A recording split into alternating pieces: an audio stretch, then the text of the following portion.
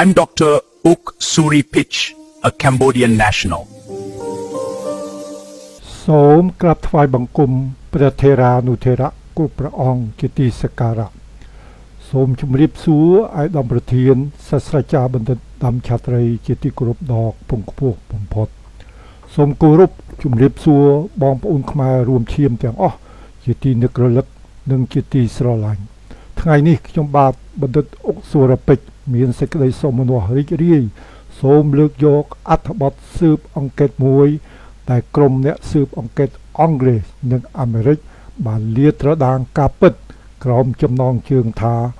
របៀបដែលចក្រភពអង់គ្លេសនិងសហរដ្ឋអាមេរិក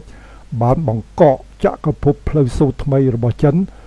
4.2 លានដុល្លារ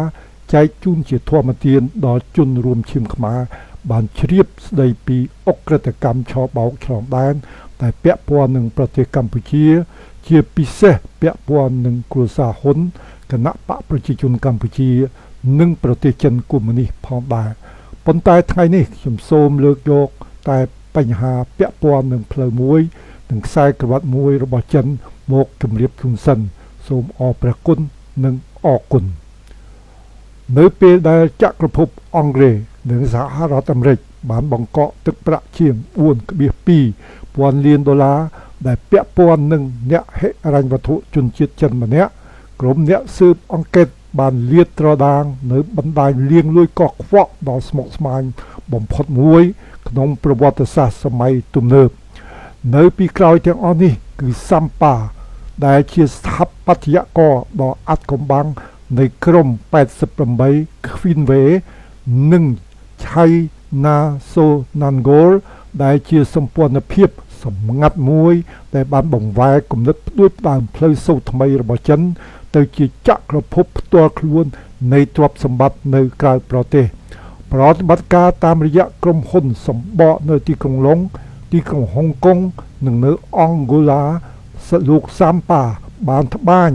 បណ្ដាញដូចជាសំណាញ់ពីងពីងសកលមួយ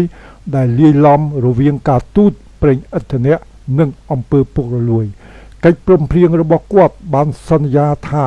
ជាហេដ្ឋារចនាសម្ព័ន្ធប៉ុន្តែតាមពិតបានពាក់ព័ន្ធនឹងការទូទាត់លាក់បាំង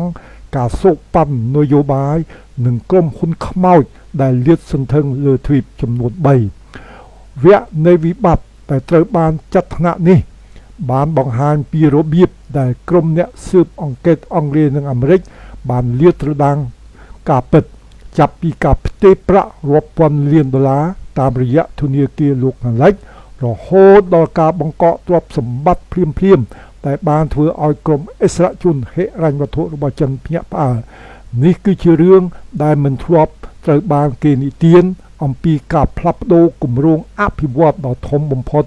របស់ពិភពលោកទៅជាម៉ាស៊ីនលាងលុយកខ្វក់ 4.2 លានដុល្លារនិងរបៀបដែលសារការដួលរលំរបស់បុរសម្នាក់បានលាតត្រដាងសេដ្ឋកិច្ចក្រោមដីដែលជាមូលដ្ឋាននៃភូមិសាស្ត្រនយោបាយសម័យទំនើបវាបានចាប់ផ្ដើមជាមួយនឹងបទបញ្ជាបង្កកភ្លាមនៅក្នុងតុលាការជាន់ខ្ពស់ទីក្រុងឡុងទ្រព្យសម្បត្តិជាង 4.2 លានដុល្លារត្រូវបានចាក់សោពេញមួយយប់ដោយលាតសន្ធឹងពីគណនីCanary Wharfរហូតដល់ក្រុមហ៊ុនសម្បកនៅការីប៊ីននាយកតកអង់គ្លេសមិនធ្លាប់ឃើញអ្វីដូចនេះទេចាប់តាំងពីឯកសារ Panama Papers ប៉ុន្តែនៅពេលដែលក្រុមអ្នកស៊ើបអង្កេតតាមដានខ្សែលុយជាបាននាំទៅដល់ឈ្មោះមួយដែលត្រូវបានខ្សឹបខ្សៀវនៅក្នុងរង្វង់ការទូតអស់រយៈពេលជាច្រើនឆ្នាំគឺលោកសាំផាចំពោះលោកសាំផាខ្លួនឯងគាត់គឺជាវិនិយោគិនដែលមានចក្ខុវិស័យដែលបានបើកទ្វីបអាហ្វ្រិកសម្រាប់ទុនវិនិយោគចិនចំពោះអ្នកដទៃគាត់គឺជាអ្នកធនាគារលាក់កំបាំងនៃគំនិតផ្ដួចផ្ដើមផ្លូវសូត្រនិងខ្សែក្រវ៉ាត់របស់ទីក្រុងប៉េកាំងដែលជាបុរសដែលបានបង្វែរការទូតទៅជាម៉ាស៊ីនលាងលុយ 4,000 លានដុល្លារប្រតិបត្តិការតាមរយៈបណ្ដុំក្រុមហ៊ុនដ៏ស្មុគស្មាញដែលគេស្គាល់ថាក្រុម88 Queen Way សាមផាបានកសាងបណ្ដាញសកលដែលភ្ជាប់ប្រេងរបស់អង់ហ្គូឡាពេជ្ររបស់ Zimbabwe និងអចលនទ្រព្យរបស់ទីក្រុងឡុងទៅជាចក្រភពស្រមោលតែមួយកិច្ចព្រមព្រៀងទាំងនោះមើលទៅដូចជាគម្រោងអភិវឌ្ឍន៍ឯកសារបាននិយាយថាជាហេដ្ឋារចនាសម្ព័ន្ធប៉ុន្តែនៅពីក្រោយកិច្ចសន្យាគឺជាការទូទាត់សម្ងាត់អំណោយផលនយោបាយនិងគណនីក្រៅបញ្ជីដែលបានផ្លាស់ប្ដូរប្រាក់រាប់ពាន់លានតាមរយៈធនាគារលោកខាងលិចនៅពេលដែលទីភ្នាក់ងារអុក្រិតកម្មជាតិចក្រភពអង់គ្លេស UK National Crime Agency និង FinCEN របស់សហរដ្ឋអាមេរិកចាប់ផ្ដើមផ្ទៀងផ្ទាត់ការផ្ទេរប្រាក់ពួកគេបានលាតត្រដាងអ្វីដែលគួរឲ្យភ្ញាក់ផ្អើលអ្វីដែលគេហៅថាបំពង់ផ្លូវសូត្រនិងខ្សែក្រវ៉ាត់បានคล้ายទៅជាប្រព័ន្ធលាងលុយកខ្វក់ដ៏ស្មុគស្មាញបំផុតមួយដែលមិនធ្លាប់មានពាក់ព័ន្ធនឹងអ្នកហិរញ្ញវត្ថុជនជាតិចិនតើបរិះម្នាក់បានបង្វែរការសហការសកលទៅជាចក្រភពផ្ទាល់ខ្លួនដោយរបៀបណាហើយហេតុអ្វីបានជាត្រូវចំណាយលើសេដ្ឋកិច្ចដ៏មានឥទ្ធិពលបំផុតពីរបស់ពិភពលោកដើម្បីទម្លាក់គាត់នេះគឺជារឿងរ៉ាវនៃរបៀបដែលចក្រភពអង់គ្លេសនិងសហរដ្ឋអាមេរិកបានបង្កកចក្រភពផ្លូវសូត្រនិងខ្សែក្រវ៉ាត់4.2 លានដុល្លាររបស់ចិននិងលាតត្រដាងម៉ាស៊ីនងងឹតដែលនៅពីក្រោយក្តីសុបិននៃការអភិវឌ្ឍដ៏ធំបំផុតរបស់ពិភពលោកមុនពេលពិភពលោកស្គាល់គាត់ថាជាស្ដេចផ្លូវសូត្រនិងខ្សែក្រវ៉ាត់លោកសាំផាធ្លាប់មានឈ្មោះคล้ายៗជាច្រើនដូចជាស៊ូជីងហួរសាំឃីងអាន់តូនីអូហ្វាំងឈ្មោះដែលបានលេចឡើងនិងបាត់ទៅវិញឆ្លងកាត់លិខិតឆ្លងដែនឯកសារធនាគារនិងបញ្ជីក្រុមហ៊ុនសម្បកគ្មាននរណាម្នាក់ដឹងពីជីវៈប្រវត្តិពិតរបស់គាត់ទេទីភ្នាក់ងារស៊ើបអង្កេតស៊ើបការសម្ងាត់លោកខាលិចសង្ស័យថាគាត់មានទំនាក់ទំនងជាមួយក្រសួងសន្តិសុខរដ្ឋរបស់ចិនខណៈទីក្រុងប៉េកាំងបានពណ៌នាគាត់ថាជាសហគ្រិនឯកជនដែលមានគោលបំណងស្នេហាជាតិប៉ុណ្ណោះតាមពិតគាត់គឺជាអ្វីមួយនៅចន្លោះនោះជាអ្នកសម្របសម្រួលដែលធ្វើឲ្យព្រើបន្ទាត់រវាងរដ្ឋចិននិងមូលធនឯកជននៅដើមទសវត្សរ៍ឆ្នាំ2000នៅពេលដែលទីក្រុងប៉េកាំងស្វែងរកប្រភពប្រេងថ្មីដើម្បីជំរុញកំណើនរបស់ខ្លួនលោកសាំផាបានបង្ហាញខ្លួននៅឡាវ៉ាន់ដាប្រទេសអង់ហ្គូឡាដោយផ្ដល់ជូននៅអ្វីដែលមេដឹកនាំអាហ្វ្រិកចង់បានបំផុតគឺការវិនិយោគដោយគ្មានលក្ខខណ្ឌតាមរយៈក្រុមហ៊ុនសំខាន់របស់គាត់គឺ China Sonangol និងរចនាសម្ព័ន្ធកាន់កាប់របស់វាគឺក្រុម88 Queenway លោកសាំផាបានសន្យាផ្ដល់ប្រាក់រាប់ពាន់លានសម្រាប់ការសាងសង់ហេដ្ឋារចនាសម្ព័ន្ធជាថ្នូរនិងសិទ្ធិផ្ដាច់មុខលើប្រេងឆៅនិងសម្បត្តិរ៉ែការរៀបចំនេះមើលទៅហាក់ដូចជាមានផលប្រយោជន៍ទៅវិញទៅមកអង់ហ្គូឡាទទួលបានអាកាសយានដ្ឋានផ្លូវ highway និងក្រសួងភ្លឺចែងចាំងដែលសាងសង់ដោយអ្នកម៉ៅការចិនប្រទេសចិនទទួលបានសន្តិសុខធម្មពលហើយលោកសាំផាបានដាក់ខ្លួនគាត់ជាអន្តរការីដែលមិនអាចខ្វះបានជាបរិះដែលអាចបកប្រែនយោបាយរដ្ឋទៅជាប្រាក់ចំណេញការិយាល័យរបស់គាត់នៅទីក្រុងឡុងដែលលាក់នៅពីក្រោយមុខអគារដ៏ល្មមនៅលើ Queen Gate បានបម្រើជាមជ្ឈមណ្ឌលដែលកិច្ចសន្យាត្រូវបានព្រៀងនិងកិច្ចព្រមព្រៀងត្រូវបានបញ្ជូនតាមរយៈក្រុមហ៊ុនកោះ Virgin របស់អង់គ្លេសការផ្សាយរបស់ប្រព័ន្ធផ្សព្វផ្សាយដំបូងបានគូររូបគាត់ថាជានិមិត្តរូប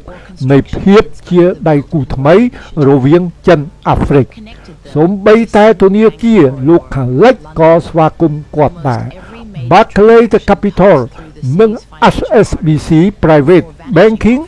បានបើកគណនីសម្រាប់សាខារបស់គាត់បន្ទាប់ពីទទួលបានលិខិតណែនាំពីបេសកកម្មការទូតចិននៅខាងក្នុង88 Queensway បរិយាកាសគឺមានលក្ខណៈដូចជាឆាកល្ខោនកម្រាលថ្មម៉ាបស្លាកការទូតនិងរូបថតប្រធានាធិបតីអាហ្វ្រិកដែលជំពាក់អាជីពរបស់ពួកគេចំពោះហិរញ្ញវត្ថុរបស់លោកសម្ផាប៉ុន្តែនៅពីក្រោមរូបភាពនៃការធ្វើសប្បុរសធម៌គឺមានប្រព័ន្ធដ៏ល្អិតល្អន់នៃភាពស្រអាប់រចនាសម្ព័ន្ធកម្មសិទ្ធិជាស្រទាប់ការផ្លាស់ប្ដូរនយោបាយនិងក្រុមហ៊ុនបុតសម្ព័ន្ធដែលត្រូវបានរចនាឡើងដើម្បីបាត់ខ្លួនរៀងរាល់ 2-3 ខែម្ដងការបំផន់នេះនៅតែបន្តដោយសារតែអ្នកគ្រប់គ្នាទទួលបានផលប្រយោជន៍មន្ត្រីអាហ្វ្រិកទទួលបានថ្លៃប្រឹក្សាយោបល់ដល់សប្បុរសអ្នកម៉ៅការចិនបានធានាគម្រោងរាប់ពាន់លានដុល្លារហើយធនាគារលោកខាងលិចបានរកប្រាក់កម្រៃជើងសារប្រតិបត្តិការទោះជាយ៉ាងណាក៏ដោយភាពមិនប្រក្រតីតូចបានចាប់ផ្ដើមលេចចេញក្រមសវនកម្មនៅទីក្រុងហុងកុងបានកត់សម្គាល់ឃើញថាការទូទាត់សូណាហ្គល2សម្រាប់នាំចូលឧបករណ៍ត្រូវបានចម្លងដោយទាំងពីរត្រូវបានបញ្ជូនតាមរយៈក្រុមហ៊ុនសម្បកនៅហ្សឺណែវមន្ត្រីអនុលោមភាពនៅ City Group ទីក្រុងឡុងបានដាក់ទង់ក្រហមលើការផ្ទេរមួយដែលមានសារថាការអភិវឌ្ឍសហគមន៍ឡើងវិញតែផ្ទុយទៅវិញបានផ្ដល់ហិរញ្ញវត្ថុដល់អចលនទ្រព្យប្រណិតមួយនៅលើ Parkland គ្មានអ្វីទាំងអស់នេះដែលចង្អុលទៅអក្រិតកម្មនៅឡើយទេគ្រាន់តែជាភាពមិនស៊ីសង្វាក់គ្នានៅក្នុងចក្រភពមួយដែលស្មុគស្មាញពេកមិនអាចយល់បាននៅឆ្នាំ2014លោកសាមផាបានក្លាយជាស្ថាបត្យករដែលមើលមិនឃើញនៅពីក្រោយទំនាក់ទំនងរបស់ចិនទៅកាន់ទ្វីបអាហ្វ្រិកភាគច្រើនប៉ុន្តែការសម្ងាត់ដូចគ្នាដែលការពារគាត់បានចាប់ផ្ដើមតាក់ទាញការចាប់អារម្មណ៍នាយកតកលោកខាលិចចាប់ផ្ដើមសួរសំណួរដ៏គ្រោះថ្នាក់មួយ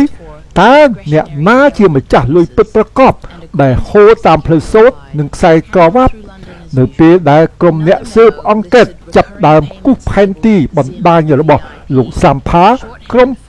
88 Queenway បានវិវត្តទៅជាសារពាង្គកាយផ្លាស់ប្ដូររូបរាងទៅហើយជាផ្នែកសម្ព័ន្ធក្រុមហ៊ុនជាផ្នែកសម្បកស៊ើបការសម្ងាត់និងជាផ្នែកទ្រព្យសម្បត្តិផ្ទាល់ខ្លួននៅលើក្រដាសវាមានអង្គភាពអន្តរតភ្ជាប់ជាង80ដែលបានចុះបញ្ជីនៅទីក្រុងហុងកុងកោះវីជីនរបស់អង់គ្លេសសិង្ហបុរីនិងអង់ហ្គូឡាដោយអង្គភាពនីមួយៗកាន់កាប់ទ្រព្យសម្បត្តិដែលមើលទៅស្របច្បាប់កិច្ចសន្យារ៉ែខ្សែសង្វាក់ផ្គត់ផ្គង់ប្រេងឬការដេញថ្លៃសំណងក្រោមគំនិតដូចផ្ដើមផ្លូវសូត្រនិងខ្សែក្រវ៉ាត់ប៉ុន្តែអ្វីដែលភ្ជាប់ពួកគេគឺជាច្រករបៀងធនាគារតែមួយគត់គឺទីក្រុងឡុងស្ទើរតែគ្រប់ប្រតិបត្តិការសំខាន់ទាំងអស់បានឆ្លងកាត់សរសៃហិរញ្ញវត្ថុរបស់ទីក្រុងមុនពេលបាត់ខ្លួននៅក្រៅប្រទេសរចនាសម្ព័ន្ធនេះគឺអស្ចារ្យណាស់នៅក្នុងភាពសាមញ្ញរបស់វា China Sonangol អន្តរជាតិដែលជាក្រុមហ៊ុនសំខាន់របស់ក្រុមបានដើរតួជាផ្នែកខាងមុខដែលចរចាកិច្ចព្រមព្រៀងប្រេងជាមួយ Sonangol EP ដែលជាក្រុមហ៊ុនប្រេងជាតិរបស់អង់ហ្គូឡាការទូទាត់សម្រាប់ការដឹកជញ្ជូនប្រេងឆៅត្រូវបានបែងចែកមួយផ្នែកត្រូវបានផ្ទេរទៅរដ្ឋអង់ហ្គូឡាមួយទៀតទៅដៃគូសហហេដ្ឋារចនាសម្ព័ន្ធនៅទីក្រុងហុងកុងនិងផ្នែកទី3ដែលជារឿយៗមានរាប់រយលានដុល្លារត្រូវបានបញ្ជូនទៅក្រុមហ៊ុនសម្បកដូចជា Patrice Group Holding ឬ Biaya Capital អង្គភាពទាំងនេះគ្មានបុគ្គលិកគ្មានការិយាល័យរូបវ័ន្តហើយទោះជាយ៉ាងណាពួកគេបានគ្រប់គ្រងទឹកប្រាក់ដែលមានទំហំធំល្មមនិងប្រៀបធៀបទៅនឹងថវិការដ្ឋតាមរយៈគណនីដែលត្រូវគ្នា Correspondent Accounts នៅក្នុងធនាគារ Barclays, Standard Chartered និង City Group ថវិកាទាំងនោះត្រូវបានក្លែងបន្លំជាថ្លៃប្រឹក្សាយោបល់ថ្លៃបុព្វលាភហានិភ័យឬការបង់ប្រាក់ជាមុនសម្រាប់ភ័ស្តុភារ របាយការណ៍អនុលោមភាពដែលបានបែកធ្លាយពីធនាគារ Barclays នៅក្នុងឆ្នាំ2016បានពិពណ៌នាអំពីលំនាំប្រតិបត្តិការដដែលដែលមានបរិមាណខ្ពស់ដែលស្របជាមួយនឹងប្រភេទនៃការលាងលុយកខ្វក់ដែលភ្ជាប់ទៅនឹងបុគ្គលដែលមានហានិភ័យនយោបាយ politically exposed persons ឃ្លានោះបានក្លាយជាទង់ក្រហមដែលបានតាក់ទាញ FinCEN អ្នកវិភាគបានរកឃើញថាចាប់ពីឆ្នាំ2010ដល់ឆ្នាំ2015ប្រាក់ជាង 4.2 លានដុល្លារបានចរាចរតាមរយៈគណនីដែលភ្ជាប់ទៅនឹង88 Queenway ដែលត្រូវបានបញ្ជូនតាមរយៈ D-Level LLC អន្តរការឬ Swiss អន្តរការី Swiss និងការទុកចិត្តប៉ាណាម៉ាបន្ទាប់មកលុយនេះបានលេចចេញម្ដងទៀតនៅក្នុងការទិញអចលនទ្រព្យនៅទីក្រុងឡុងរួមទាំងផ្ទះវីឡាតម្លៃ45 លានដុល្លារនៅ Mayfair និងអគារពាណិជ្ជកម្មមួយនៅលើ Canary Wharf ដែលទាំងពីរត្រូវបានទិញតាមរយៈ proxy ភាពប៉ិនប្រសប់ពិតប្រាកដនៃបណ្ដាញរបស់លោកសាំផាគឺស្ថិតនៅក្នុងអត្តសញ្ញាណទ្វេដងរបស់វាចំពោះទីក្រុងប៉េកាំង Queenway មើលទៅដូចជាផ្នែកបន្ថែមក្រៅផ្លូវការនៃអំណាចទុនរបស់ចិនជាឧបករណ៍សម្រាប់ផ្ដល់ហិរញ្ញវត្ថុដល់សម្ព័ន្ធមិត្តនិងធានាធនធានធម្មជាតិចំពោះលោកខាងលិចវិញវាคล้ายខ្លួនជាសម្ព័ន្ធក្រុមហ៊ុនឯកជននៃវិនិយោគដែលនាំមកនៅការអភិវឌ្ឍដល់ទ្វីបអាហ្វ្រិកភាពមិនច្បាស់លាស់ផ្នែកការទូតនេះបានធ្វើឲ្យវាស្ទើរតែមិនអាចប៉ះពាល់បានក្រុមអនុលោមភាពលោកខាងលិចស្ទាក់ស្ទើរក្នុងការស៊ើបអង្កេតជ្រៅពេកដោយខ្លាចធ្វើឲ្យប៉ះពាល់ដល់ផលប្រយោជន៍រដ្ឋចិនខណៈរដ្ឋាភិបាលអាហ្វ្រិកបានមើលឃើញ Queenway ថាជាខ្សែជីវិតរបស់ពួកគេទៅកាន់ទីផ្សារសកលប៉ុន្តែអ៊ីមែលសម្ងាត់ដែលត្រូវបានរឹបអូសនៅពេលក្រោយពីក្រុមហ៊ុនអន្តរការីមួយនៅទីក្រុង Zurich បានបង្ហាញថាគោលបំណងនៃប្រព័ន្ធនេះមិនមែនត្រឹមតែប្រាក់ចំណេញប៉ុណ្ណោះទេតែវាជាឥទ្ធិពលនៅក្នុងការផ្លាស់ប្ដូរមួយមន្ត្រីអង់ហ្គូឡាម្នាក់បានស្នើសុំប្រាក់រង្វាន់អភិវឌ្ឍតាមការសម្រេចចិត្តហើយនាយកប្រតិបត្តិ Queenway បានឆ្លើយតបថាដោះស្រាយតាមរយៈទីក្រុងឡុងដូចធម្មតាអនុសារណៈមួយទៀតបានរាយបញ្ជីការទូទាត់ដែលកើតឡើងដដែលដែលមានស្លាកថា Chim VIP ដែលជាអក្សរកាត់សម្រាប់អធិជននយោបាយ Zimbabwe នៅចុងឆ្នាំ2015ការិយាល័យត្រួតពិនិត្យទ្រព្យសម្បត្តិបរទេសរបស់សហរដ្ឋអាមេរិក OFAC បានចាប់ផ្ដើមភ្ជាប់ចំណុចនានាស្នាមរៀមដៃហិរញ្ញវត្ថុរបស់ Queenway បានផ្គូផ្គងនឹងការផ្ទេរប្រាក់ដែលភ្ជាប់ទៅនឹងអង្គភាពដែលត្រូវបានដាក់ទណ្ឌកម្មនៅកូរ៉េខាងជើងនិង Zimbabwe ដែលបង្ហាញថាបណ្ដាញនេះបានជួយសម្រួលដល់ការទូទាត់អាវុធនិងការផ្ដល់មូលនិធិធននយោបាយដោយស្ងៀមស្ងាត់ការបំភាន់នៃការអភិវឌ្ឍបានដួលរលំជំនួសដោយគ្រោងការនៃចក្រភពលាងលុយកខ្វក់ដែលនៅជាប់នឹងរដ្ឋទោះជាយ៉ាងណាក៏ដោយលុយបានផ្លាស់ទីលានជាងការិយាធិបតេយ្យដែលតាមប្រមាញ់វារាល់ពេលដែលនាយកកបង្កក់កណនីក្រុមហ៊ុនសម្បកមួយផ្សេងទៀតបានលេចឡើងក្រោមឈ្មោះថ្មីនៅពីក្រោយបង្អួចកញ្ចក់របស់88 Queenway នៅទីក្រុងហុងកុងលោកសាំផាបានមើលពីក្នុងស្រមោលស្កប់ស្ងាត់មិនអាចប៉ះពាល់បាននិងត្រៀមខ្លួនសម្រាប់ការផ្លាស់ប្ដូរបន្ទាប់ពីព្រោះប្រព័ន្ធដែលគាត់បានកសាងគឺចំណេញខ្លាំងពេកនយោបាយខ្លាំងពេកនិងត្រូវបានការពារខ្លាំងពេកមិនអាចបញ្ឈប់បាននៅដើមទសវត្សរ៍ឆ្នាំ2010ឥទ្ធិពលរបស់លោកសាំផាបានលាតសន្ធឹងហួសពីអង់ហ្គូឡានិង Zimbabwe បណ្ដាញរបស់គាត់បានជ្រៀតចូលស្ទើរតែគ្រប់ច្រករបៀងនៃឥទ្ធិពលដែលគំនិតផ្ដួចផ្ដើមផ្លូវសូត្រនិងខ្សែក្រវ៉ាត់របស់ចិនបានប៉ះដី ពីការ៉ាកាសដល់ហាវ៉ាបាក់គាត់បានលេចចេញជាបរិះដែលអាចបំផ្លែងភាពស្មោះត្រង់ផ្នែកនយោបាយទៅជាសាច់ប្រាក់ជាអ្នកធនាគារដែលមើលមិនឃើញនៃរបៀបរៀបរយពិភពលោកថ្មីក្រោមបដាក្រុមហ៊ុន China Sonangol និងសម្ព័ន្ធមេរបស់វាគឺក្រុម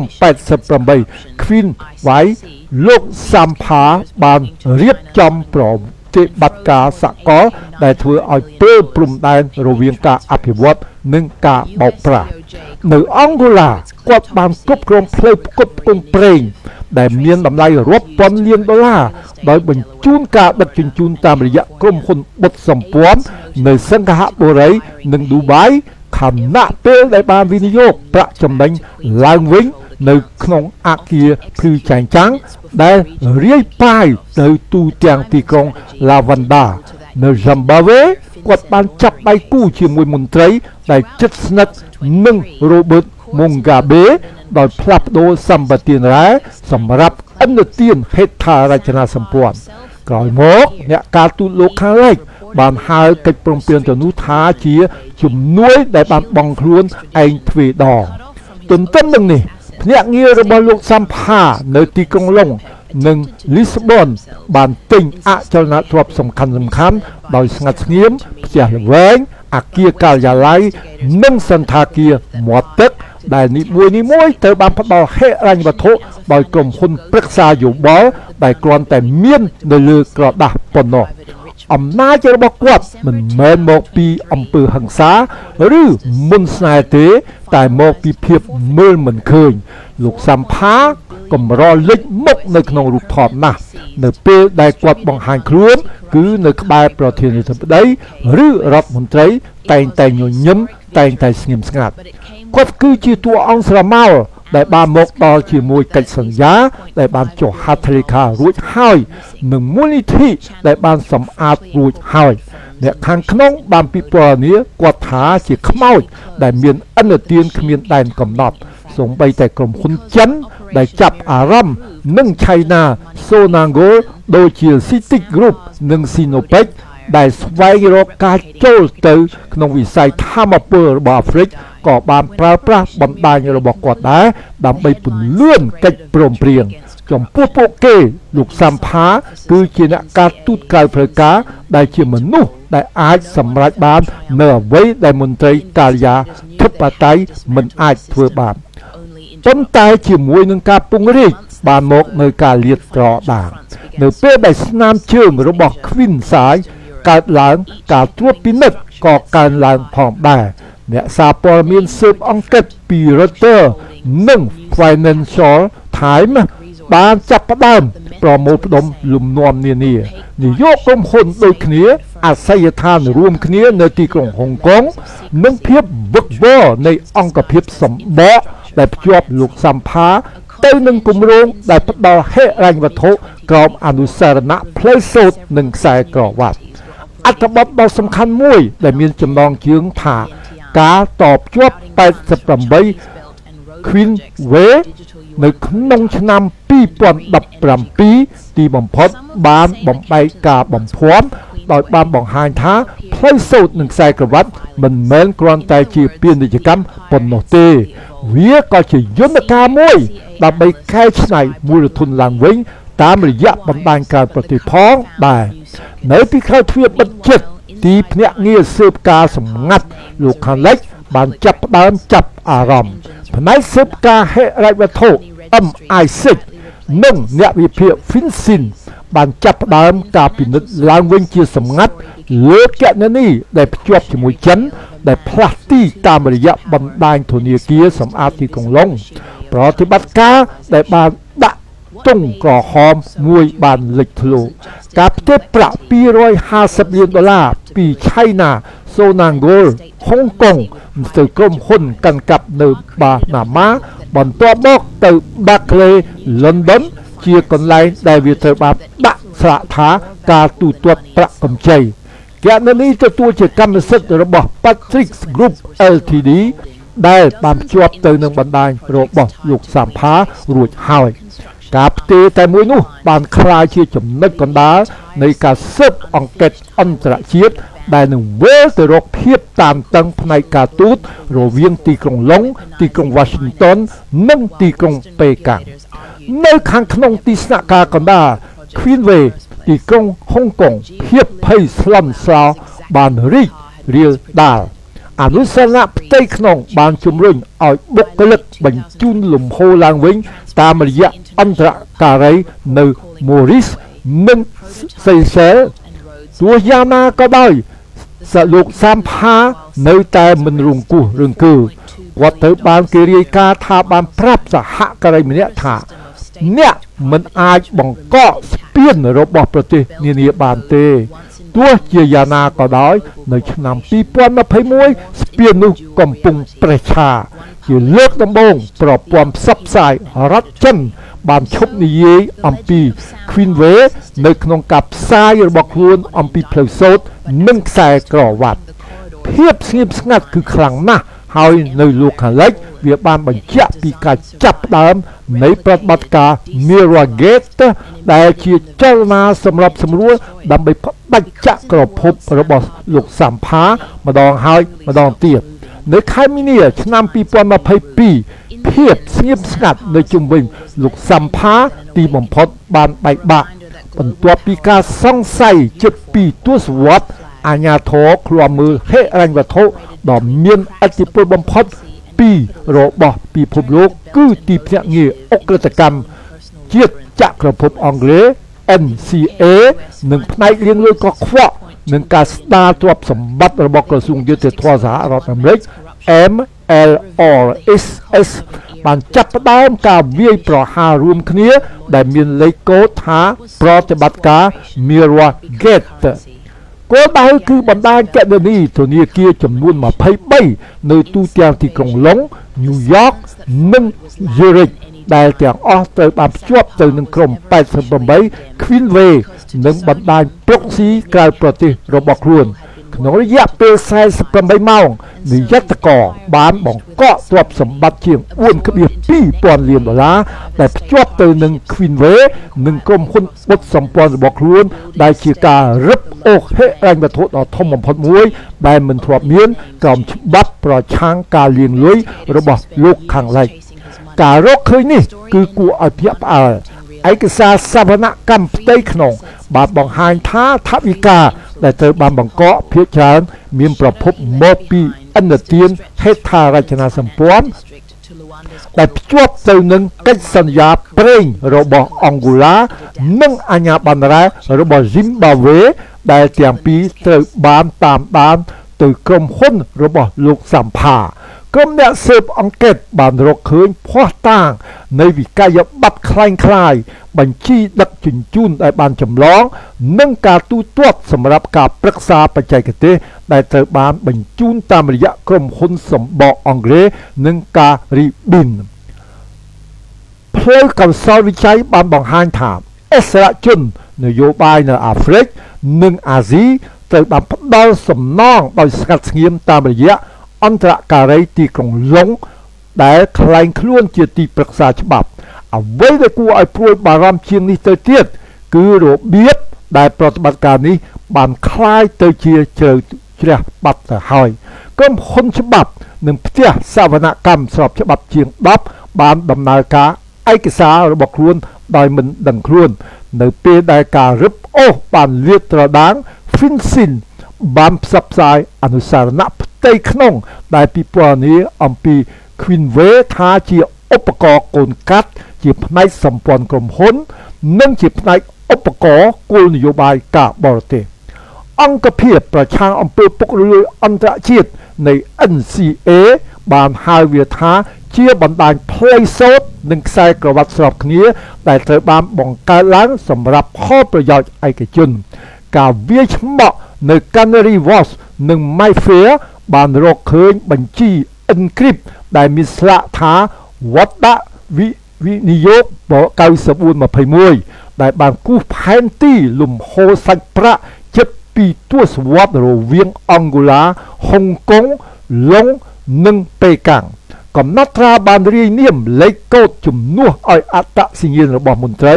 Crown Bluefish Zim VIP ដែលទាំងអស់នេះសំដៅទៅលើអ្នកទទួលផលកម្រិតខ្ពស់ទន្ទឹមនឹងនេះនៅទីក្រុងហុងកុងគណៈកម្មការឯករាជ្យប្រឆាំងអំពើពុករលួយ ICRC បានរឹបអូសកុំព្យូទ័រដែលជាកម្មសិទ្ធិរបស់ China Sonangol និងបង្កកប្រាក់ជាង$900 លានហុងកុងនៅក្នុងការផ្ទេរដែលមិនទាន់សម្រេចក្រសួងយុតិធម៌សហរដ្ឋអាមេរិក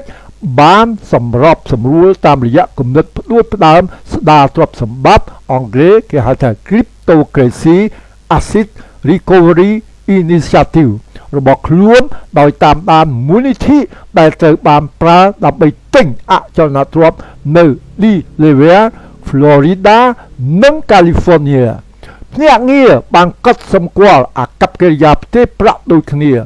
រាល់ប្រតិបត្តិការអចលនទ្រព្យត្រូវបានភ្ជាប់ត្រឡប់ទៅគណនីដែលគ្រប់គ្រងដោយ Queenway ដែលជារឿយៗត្រូវបានអនុវត្តប៉ុន្មាននាទីមុនពេលការកាត់ផ្តាច់ធនាគារក្នុងតំបន់ដែលជាយុទ្ធសាស្ត្រកំណត់ពេលវេលាដូចគ្នាទៅនឹងអ្វីដែលត្រូវបានប្រើនៅក្នុងករណីលាងលុយ FinCEN ពីមុន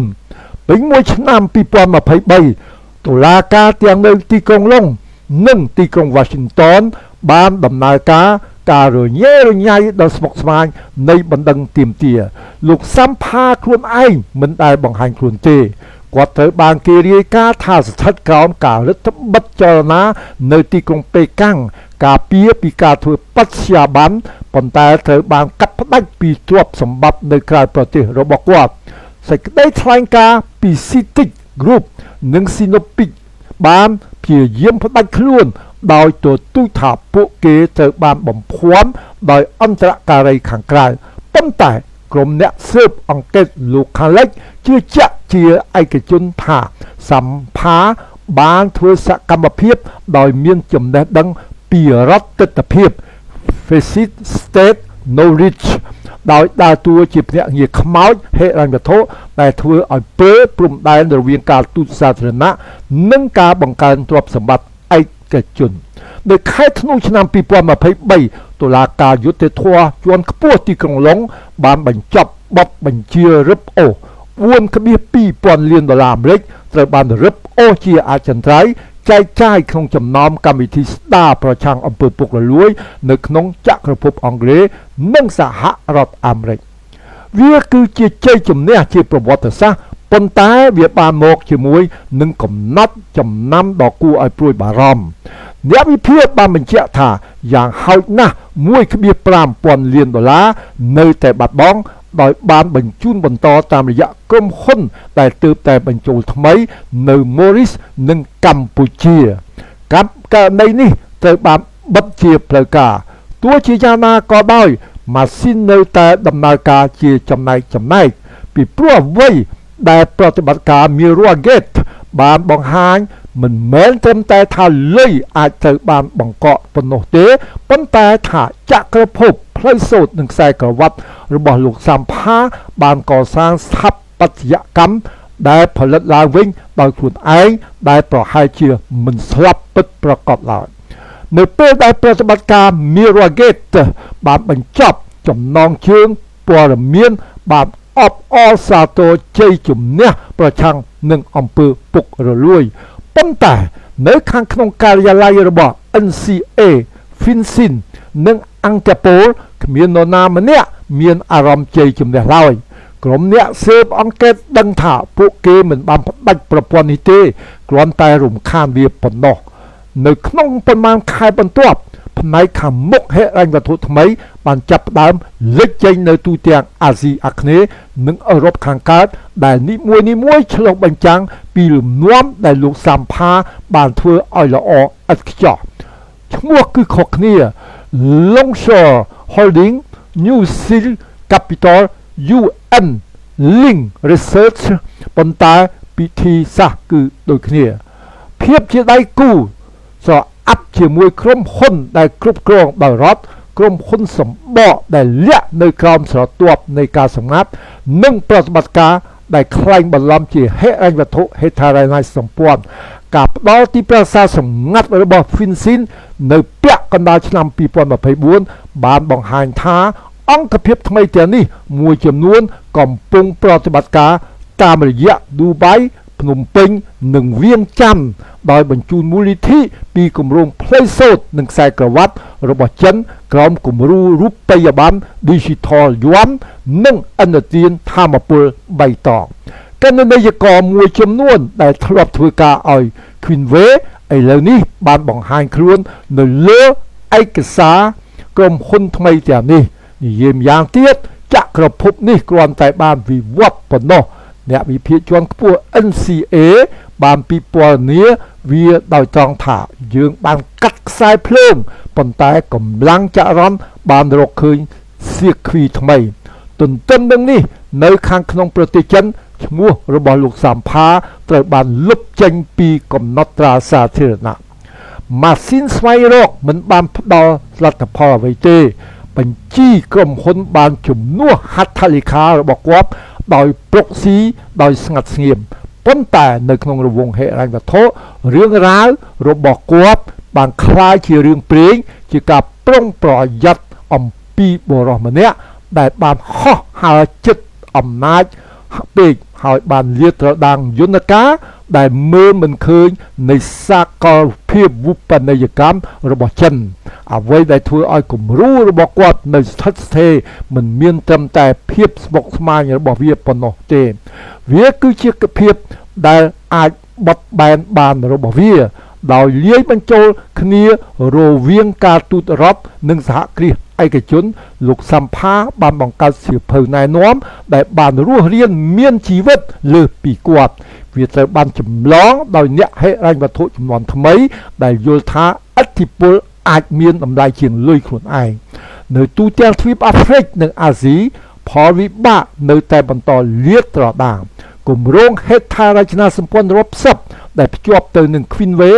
បានជាប់គាំងនៅពាក់កណ្ដាលការសាងសង់បន្ទាប់ពីខ្សែបន្ទាត់មូលនិធិត្រូវបានបង្កកដោយបន្សល់ទុកទីក្រុងទាំងមូលជាមួយនឹងផ្លូវ highway ដែលមិនទាន់បញ្ចប់និងកំពង់ផែដែលត្រូវបានបោះបង់ចោលមន្ត្រីមូលដ្ឋានបានបន្ទោសលោកខាងលិចចំពោះការប្រើប្រាស់ហិរញ្ញវត្ថុជាអាវុធខណៈដែលនាយកលោកខាងលិចបានអះអាងថាលុយមិនដែលជាកម្មសិទ្ធិរបស់គម្រោងតាំងពីដំបូងឡើយផលវិបាកភូមិសាស្ត្រនយោបាយគឺជាអ្វីដែលលោកសាំផាធ្លាប់បានទូទាយ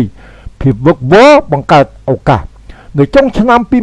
2024អង្គការដំណាភៀបអន្តរជាតិ Transparency International បានចេញផ្សាយរបាយការណ៍មួយដែលហៅ Queenway ថាជាគំរូដើមនៃសេដ្ឋកិច្ចស្រមោលផ្លូវសូត្រនិងខ្សែក្រវ៉ាត់ការសិក្សាបានសន្និដ្ឋានថាខណៈដែលការចាប់ខ្លួនលោកសាំផានិងការរឹបអូស 4.2 លានដុល្លារបានកត់សម្គាល់ដំណាក់កាលដ៏សំខាន់មួយប្រព័ន្ធធំទូលាយនៃការបង្កើនទ្រព្យសម្បត្តិឯកជនដែលភ្ជាប់ជាមួយរដ្ឋទៅ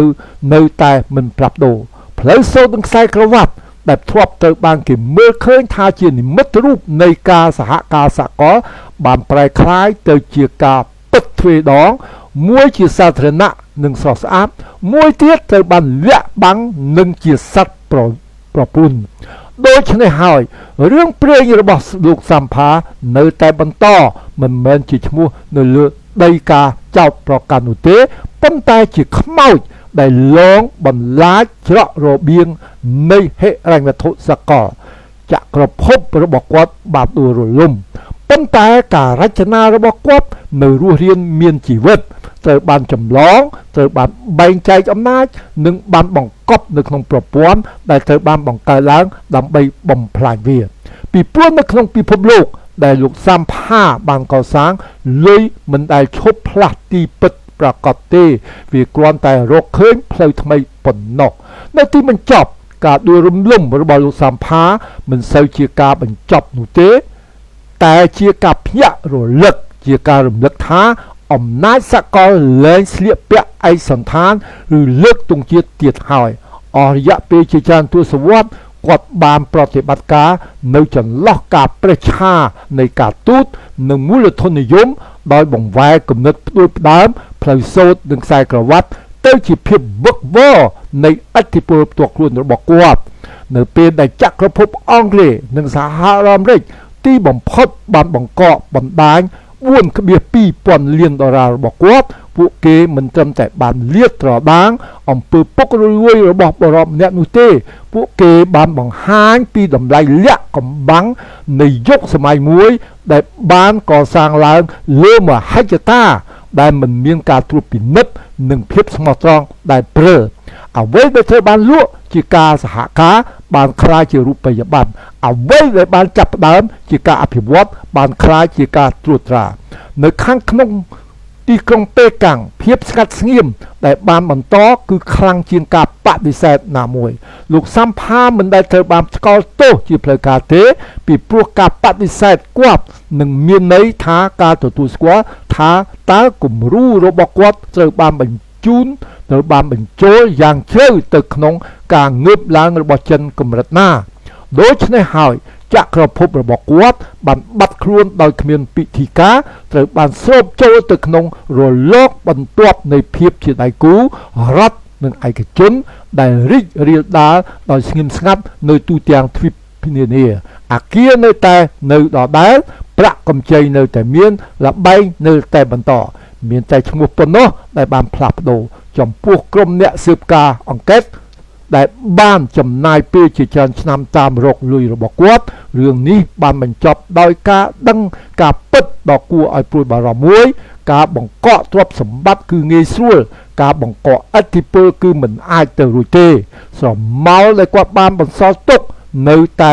លាតសន្ធឹងពីមជ្ឈមណ្ឌលហិរញ្ញវត្ថុរបស់ទីក្រុងឡុងរហូតដល់កំពង់ផែប្រេងរបស់ឡាវ៉ាន់ដាវាជាការរំលឹកថាអំពើពុករលួយមិនដួលរលំនោះទេវាគ្រាន់តែសម្របខ្លួនប៉ុណ្ណោះបាទអរគុណច្រើនធ្វើនៅថ្ងៃខ្ញុំបានធ្វើការបកប្រែពីភាសាអង់គ្លេសមកជាខេមរៈភាសានៅថ្ងៃទី25ខែវិច្ឆិកាឆ្នាំ2025សូមអភ័យទោសការបកប្រែរបស់ខ្ញុំជាការបកប្រែក្រៅផ្លូវការទេគ្រាន់តែសាកល្បងដើម្បីយកគឺថាអត្ថបទជាភាសាអង់គ្លេសមកចែកជូនដល់ប្រជាពលរដ្ឋខ្មែរទូទាំងប្រទេសទូទាំងពិភពលោកបានជ្រាបអំពីក្បួនបោកប្រាស់របស់ជាពិសេសគឺពួកចិននឹងតែម្ដងគឺថាដែលគេហៅថាពួកតោហៀតែម្ដងគ្រប់ទីកន្លែងទាំងអស់នៅថ្ងៃមុខខ្ញុំនឹងលើកយកអត្ថបទមួយទៀតតាក់ទងនឹង Gen Z ពាក់ព័ន្ធទៅនឹងហ៊ុនសែនគ្រួសារហ៊ុនសែនតាក់ទងនឹងប្រទេសចិនដែលយកប្រទេសខ្មែរជាស្នូលនៃអក្រិតកម្មឆបោកគឺជាអង្គការឆបោកអក្រិតកម្មឆបោកនៅអាស៊ីនេះតែម្ដងបាទសូមអរគុណសូមជម្រាបលាបាទ